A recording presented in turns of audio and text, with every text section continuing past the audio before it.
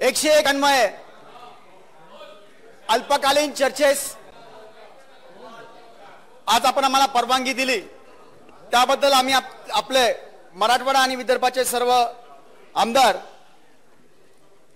आपले आभार व्यक्त करतो. अध्यक्ष महोदय, आजचा हा जो प्रस्ताव आहे 101 अन्वय आम्ही हा जी चर्चा उपस्थित केली. अध्यक्ष महोदय, आपण जर बघितलं अध्यक्ष महोदय, स्वातंत्र्यानंतर 1947च्या स्वातंत्र्य अगोदर भारतामध्ये वेगळी वेगळी 350 राज्य होती. अध्यक्ष महोदय, परंतु स्वातंत्र्यानंतर ही सगळी राज्य आपली भारत हा संयुक्त राहावा.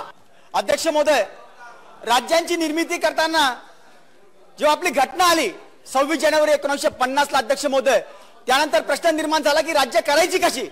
ही सगळी लिंग्विस्टिक आधारावर म्हणजे भाषेच्या आधारावर ही सगळी राज्य अध्यक्ष महोदय निर्माण केली गेली.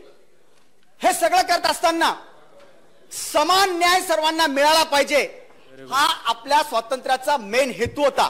आणि म्हणून जे कोणी आपल्या स्तरातले वेगळे वेगळे भाग होते अध्यक्ष महोदय, त्यांचा अनुशेष करण्यात आला आणि मागास भागांकरता वेगळा रिझर्वेशन अध्यक्ष महोदय त्यावेळेस डिक्लेअर करण्यात आला होता. अध्यक्ष महोदय, त्याचप्रमाणे महाराष्ट्रामध्ये विदर्भ मराठवाडा यांचं जेव्हा विलीनीकरण झालं अध्यक्ष महोदय, त्यावेळेस नागपूर आणि अकोला पॅकचं आश्वासन देण्यात आलं होतं आणि त्याच धर्तीवर जायकवाडी धरण आणि ऊर्ध्व भागामध्ये वेगळी वेगळी धरण अध्यक्ष महोदय, करंजवाड असेल, वाघाड, पालखेड, गंगापूर, दारणा वेगळी वेगळी अध्यक्ष महोदय 17-18 धरणं ही वरती बांधण्यात आली. अध्यक्ष महोदय, ऊर्ध्व भागामध्ये समान न्याय पाण्यासाठी भेटला पाहिजे हा महत्वाचा हेतू अध्यक्ष महोदय त्यावेळेस होता.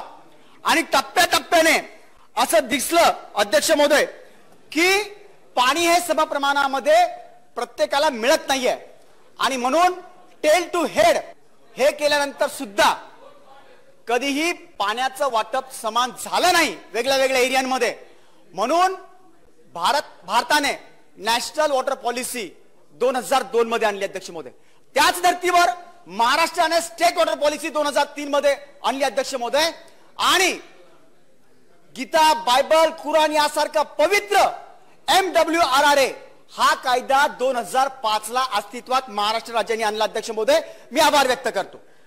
त्याचबरोबरीने MWRRA बरोबरीनेच अध्यक्ष महोदय MMISF म्हणजे Maharashtra management irrigation from the farmers, irrigation system from the farmers हा सुद्धा ऍक्ट त्याच वेळी. हे दोन्ही एकमेकाला पूरक असणारे कायदे महाराष्ट्र राज्याने निर्माण केले अध्यक्ष महोदय.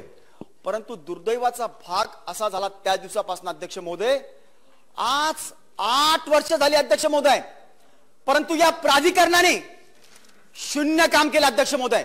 90% ठिकाणी हा कायदा याचं पालन इम्प्लिमेंटेशन झालेलंच नाही अध्यक्ष महोदय. आणि इतकं दुर्लक्ष या प्राधिकरणाने केलं अध्यक्ष महोदय. 2005 साली MWRRA कायदा जेव्हा आला अध्यक्ष महोदय, तेव्हा रूल्स बनवायला यांनी जवळपास 8 वर्ष लावली अध्यक्ष महोदय. 2012 ला रूल्स जेव्हा फ्रेम केली त्यावेळेस असले रूल्स बनवण्यात आले की हा कायद्याचा आणि त्या नियमांचा काहीही संबंध अध्यक्ष महोदय त्यामध्ये ठेवला नाही.